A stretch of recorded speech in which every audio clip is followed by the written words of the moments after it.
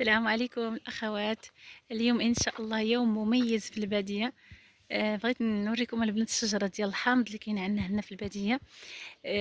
بالنسبة للبنات واحد النوارة صغيرة بيضاء، هيا نقرب لها شوية لحقاش كان فيها نحل. المهم البنات هادي كتجي في اتاي زوينة وعندها واحد الرائحة زكية.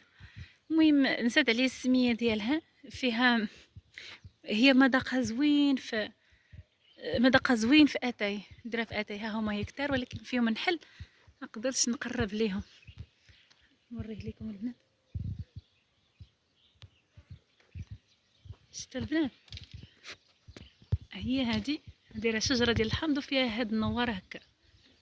ها هي ولكن كيجي لها نحل بزاف، عندها واحد الرائحه زوينه زوينه زوينه البنات. هي هادي البنات مفتوحه، هذه هي الشجره كبيره تبارك الله. الحامض ديالها زوين.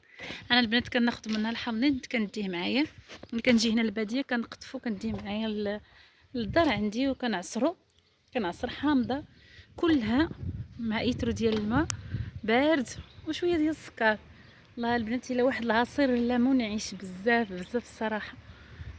هاي البنات الا غنقرب لكم شويه باش تشوفوا دوك النوار ديالها كيفاش دايرها. هو صراحه زوين زوين، مع تبارك الله مع الشمس وهذا موالم. هنا الوالد ديالي البنات اللي كيف غادي تشوفوه نقرب بعد شوي. هنا البنات دار هذا، ما عرفت كيف نقول لك، دار السيمه الجدر ديال الحامضه وكيسقيها من هنا، سقيها من هذا الجنب هنا. وكيسقيها البنات كاين حداه الروبيني، او غنوريكم الروبيني. هذا هو الروبيني كيدير التيو وكيسقيها. هذا هو التيو باش كيسقي. وهنا البنات داير واحد، هذه البنات واحد القادوس حالو الوالد ديالي الله يحفظه، طول في العمر ديالو، طول في عمر والديكم واللي ماتوا لي والدي الله يرحمه ويوسع عليهم يا رب. هذه البنات دار فيها الوالد الماء كيف كتشوفوا، كيشربوا منها الفريخات والمشاش.